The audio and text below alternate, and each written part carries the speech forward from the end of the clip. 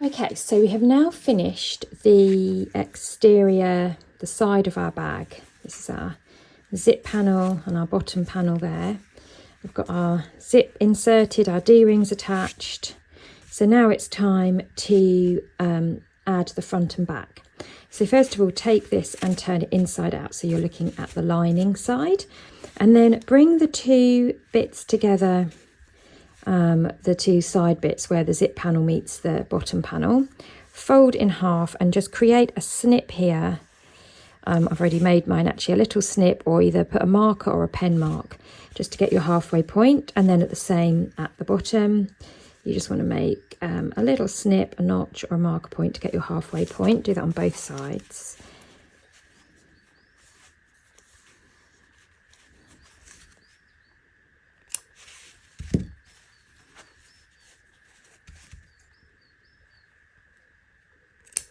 If, by the way, your binding is just a little bit flappy there, mine is, my top stitch was quite high up, you can always then go back in with a hand sewing needle and just stitch that down if you want that to be extra neat on the inside. Mine was just a bit flappy there. Okay, so there's your outside of your bag laid in front of you. You now want to get one of your front or back bag pieces. Do the same again, fold in half and make a little snip at the top and bottom halfway marks. If you notice any loose threads, trim them off as you go. Okay, now put that right sides together. So we're looking at the lining side on the outside. So the leatherettes are touching.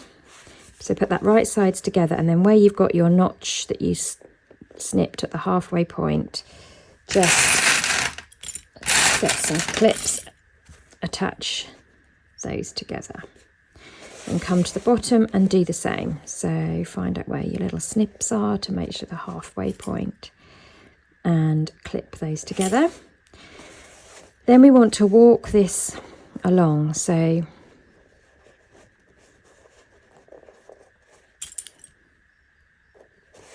on both sides, so just put right sides together, lining up all those raw edges.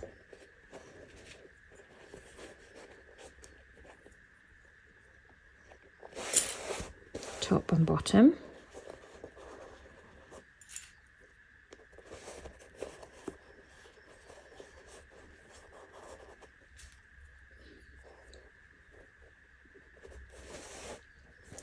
And then if you sort of square that off, you'll then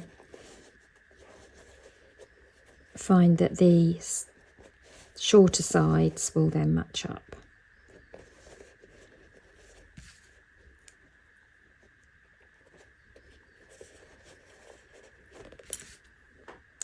So you can see how you're just creating this sort of boxed shape now.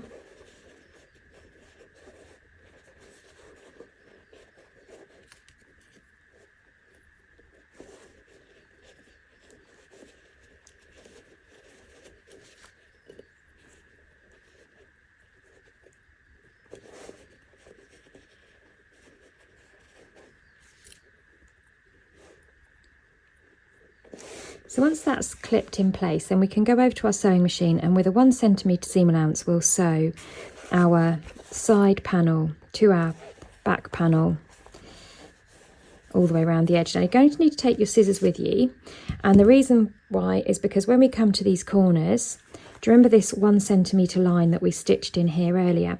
What we're going to do is we're going to snip, snip, snip, snip as we get to each corner, and that will allow this side panel to splay around the edge here, and that will make more sense as I actually show you in real time how to do it. So let's go over to the sewing machine and do the first side of our bag. So I'm sewing with the side uppermost. So let's just zoom out. Okay. So here's the side of my bag. So this is uppermost and the panel is on the bottom. Okay, so that's so that I can see the side, because it's the side that I'm going to want to snip into. I'll zoom back in now. Okay, and then I'm going to start stitching on the bottom of the bag. I'll start and stop, and I'll find sort of where that halfway notch is, and I'll start around about there, making sure that that's all matched up nicely. And I'm going to sew with a 1 centimetre seam allowance. So all of my guide stitching that I did at a stingy centimetre will be hidden. And then very slowly and carefully we'll come round. Now you'll find that you just, in fact if I just get a bit further along I can explain. So all edges matching, 1 centimetre seam allowance. So as you get here, here's my corner. I've just folded this like in a go day, in a triangle in, so that it's out of the way. Now as I'm getting closer, let's leave the needle down in the fabric and lift my presser foot out of the way. And I want to grab my nice sharp scissors. I might have to unclip just one clip there. And then I just want to snip up to, but not through, my guide stitches. You can just do some diagonal snips to release the corner. And you can see as soon as I've done that, my fabric allows itself to travel around the corner there. So just take your time with this, and you can practice this technique on some scraps if it's the first time you've done this sort of a technique. The first time I actually did corners like this was when I was sewing some cushions for some garden furniture. And then you sort of sew round the corners like this. And on the weekender bag as well, this is how we sew the base on. It's the same technique, sort of a well-known technique really. And move that fabric out of the way, and then we're back on the straight and narrow again. So do try to make sure as you're doing this that you are keeping that 1 centimetre seam allowance nice and even all the way around the side. So you're looking here to check that you are a centimetre in. And when you get to this part here, remember you've got your zip pull, you've got your D-ring, you've got all this sort of bits and pieces going on. You can undo your zip a little bit if you like to move it out of the way. Try and reduce the bulk as much as you can. Make life easier.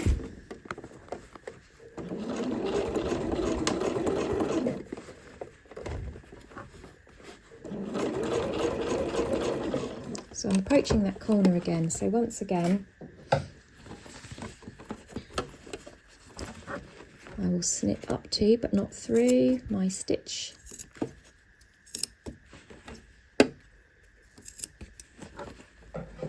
And that will allow my fabric to travel round the corner. It's a bit trickier where the zip is, because the zip sort of inhibits you being able to fold your fabric a little, but it will go.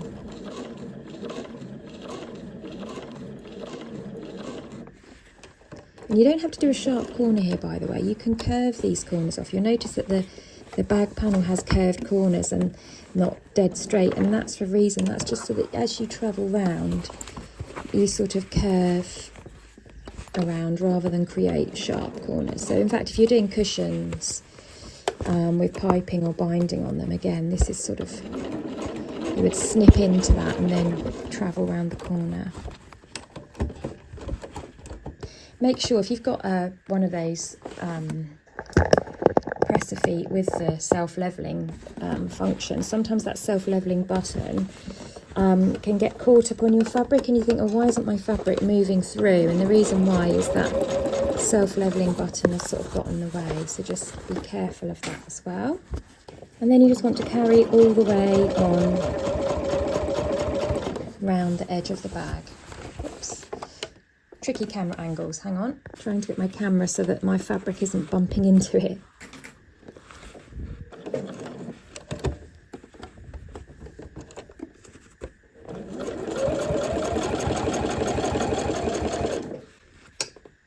So you'll end up with something looks like this. So there's my stitching that I've just done.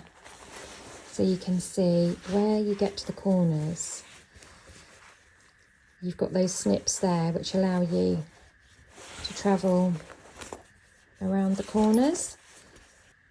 When you come to this bit, make sure you're sewing the binding so it's facing down. That will help it stay in place as well. I said that before. Mine got just a little bit folded up there, but it's near enough to the seam allowance that it will get caught into the binding around the edge in a minute, and that won't matter. So once you've done that, you want to turn it through to right sides to just check on your work. So just push it all through here. So that's the inside of our bag. Just check on the outside of your bag that you've managed to catch everything all the way round, and you haven't got any pleats, puckers, areas where it hasn't caught. You can always go back over it if there's any problem areas, but that should be the first side of your bag done. So now we're going to repeat that exact same process for the second side. Now before you do the second side, of course, you want to make sure that your zip is at least partially undone so that you can then turn it through to right sides.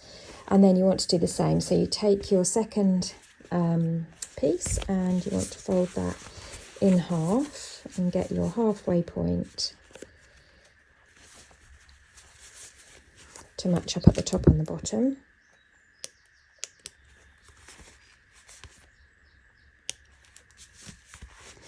And then right sides together we can clip. And it should be that as you're going round, because that foam is sitting a centimetre in, it should be that the foam isn't sort of getting caught. So the seam allowances will naturally, your stitch will sort of naturally want to go in that kind of dent created by where the edge of the foam is.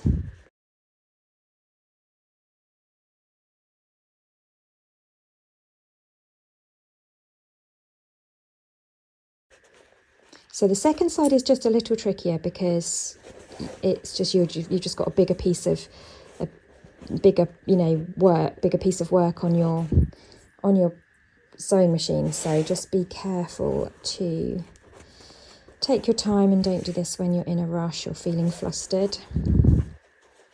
And the more that you do of these, the more kind of easy it becomes. So hopefully you get the principle by now. Just clip that in place.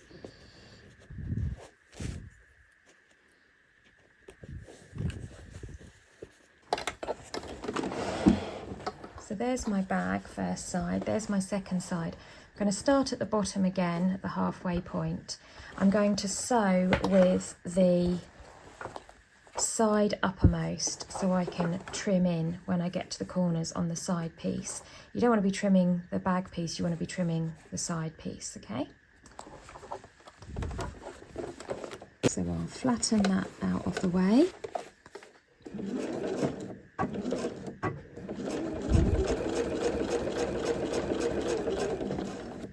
And do exactly the same technique as what I did just before. So once again, as you get to the corner, just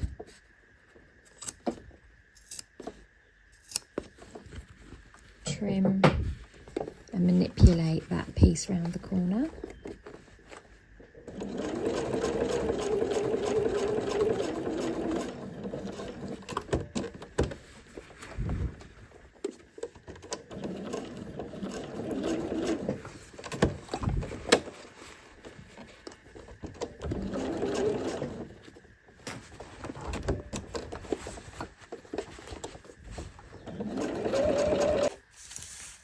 So once that's done on both sides, then again, turn your bag through to right sides before going on to the next step, because we just want to check that everything's okay. So turn your bag through, it's a bit stiff because of the leatherette, and just push out all the seams out with your fingers. Just check that you're happy, that everything is looking smooth, everything's been caught, no pleats, no bits that are missing. No tangles or anything, you know what I mean. And let's push that through. If you're happy that it's all looking good and everything is coming through nicely, then we'll go through to the next stage, which is to just bind those internal seams to finish that off. If there are any little problems, then just carefully, you can either go in and carefully unpick and smooth them over, or you can if it's sort of that you need to come in a bit, you can leave your stitches there without unpicking and just go over. So yeah, you can just go through your bag and just check that everything's okay. Okay, so if you're happy that everything's turned out okay, then we can turn this back to wrong sides out, because we are going to finish those internal seams with some binding. So before we attach our binding, once we know that everything's good, we can just trim round. If there's any excess bits, we can just kind of neaten them off round the corners there.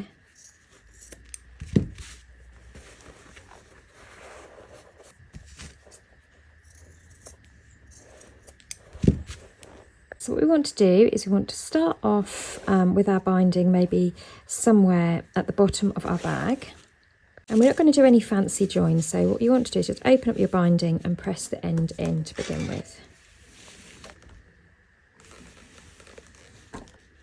So you've got a neat edge, and then we can just start off by clipping that in place. And then I'm going to come round and stitch within the crease of that bias tape there, all the way around the edge of my bag. And then when I come back to the start again, I just need to overlap it a little bit. And then what we'll do is, once we've done that, we bring it round to the other side and stitch it down. And then we have all those raw edges there will eventually be encased in a neat binding. So I've done one side just to show you how this ends up looking. So oops, get rid of those threads. So yeah, so the binding will encase all of those raw edges. So we'll do the same on this side. Just tuck your bag underneath. It's a bit bulky now, so just make sure everything's sort of laying flat underneath there. I don't bother clipping it or pinning it all the way around first. I just get it started and then draw the binding round as I go. This stitch line shouldn't come through to the outside because this is just covering the seams. So you just want to stitch in the ditch, or stitch in the fold rather, I should say, of that binding. And the binding should just be able, because it's bias cut binding and it's a bit flexy and stretchy, you should be able to just manoeuvre it round your corners there.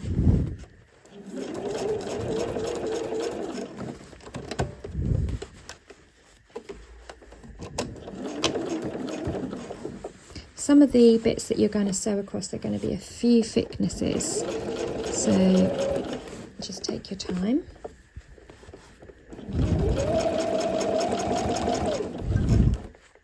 We're coming back round now to where we started. So you just want to make sure that your binding overlaps.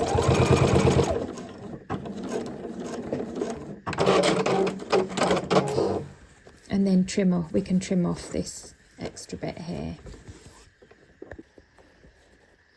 So where we've got that overlap and we've got a little extra, we can just trim that off. And then what we want to do is unfold the binding and bring it all the way round to encase the other side. And you can just do that all the way around. Now if it won't quite go, especially at these corner areas, then we can just trim that seam allowance down, because you've got quite a lot of thicknesses there to get round. You can, if you want to as well, where you've gone round those corners, you can trim into the binding just at the corner as well, just to help release it. Trim off the seam allowance a little bit.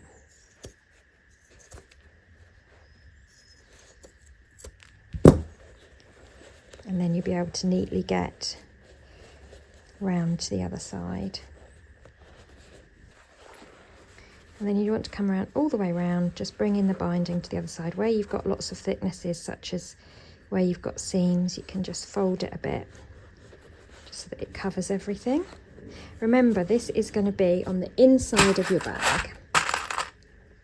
And it's not going, you know, once it's inside, it's just there to sort of cover the raw edges. It doesn't have to be the neatest bit of binding you've ever done. It's not like it's on the outside of a quilt, you know, that where it's going to show.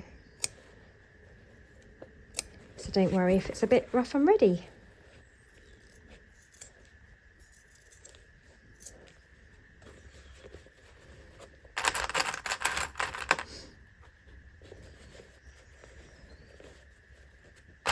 There we go, so I've trimmed where necessary, folded it round to the other side and clipped it down. Now at this stage we can take that back over to our machine and just go round in a big circle, or a big sort of a squoval, what do you call it? It's halfway between a, no, not what do you call it, a rectangle and a circle, I don't know, anyway, a curved off rectangle. So you go off, you go round in your kind of curved rectangle and finish your binding off to finish your bag. However, just noticed a little thread tail there. If you think you're going to find that difficult, then you can just hand stitch and just catch it all the way around, and just it's fairly easy to do by hand. But you know me, of course, I'm doing mine by machine.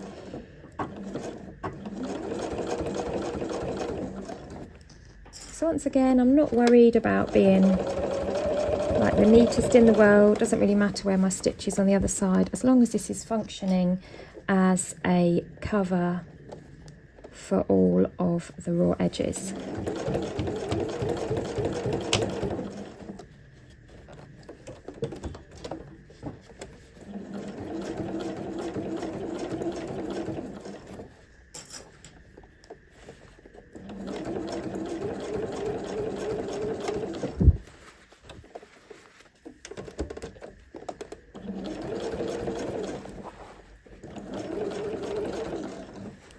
And I'll just carry on all the way round.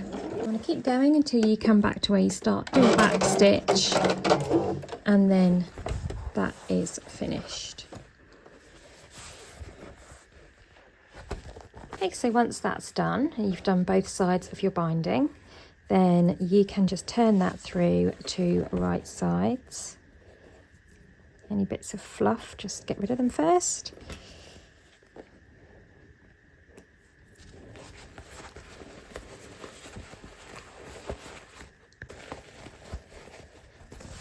And then just ease out those corners, which will actually come through hopefully a little bit more smoothly.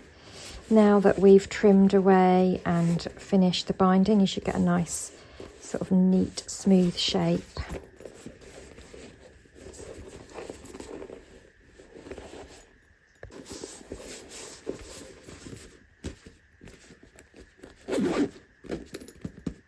So that's our bag done. Just one more thing to add, and that is our strap.